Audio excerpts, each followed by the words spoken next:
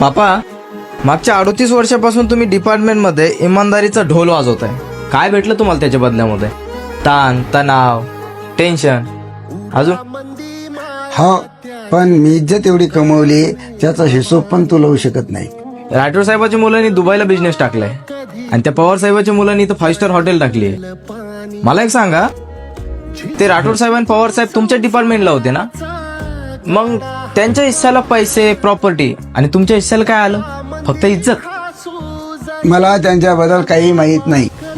मी माझं काम माझ्या इमानदारीनं केलंय, त्याच्याबद्दल तुझ्या आईचं आणि माझं याच्यावर खूप गर्व आहे. गर्व तर आहे पप्पा, पण मागच्या 38 वर्षापासून जे तुम्ही इमानदारीचं ढोल वाजवलंय ना डिपार्टमेंटमध्ये, त्याच्या बदल्यात भेटलं काय?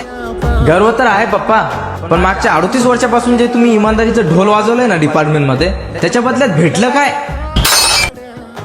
अरे भैया, ती गाडी दिली होती त्याचे किती झाले? एक minute. Oil chain 400, 2 indicator 180, clutch plate 300, मजुरी 200, टोटल झाले 1080.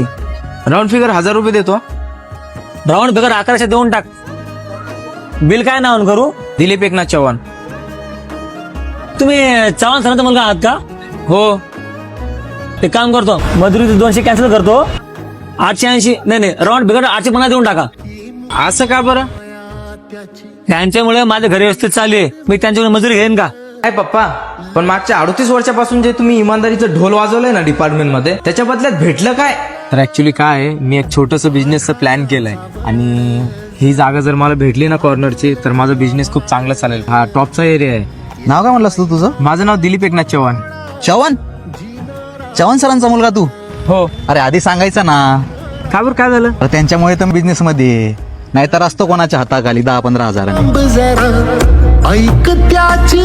हो, पण मी इज्जत एवढी कमवली त्याचा हिशोब पण तू लावू शकत नाही.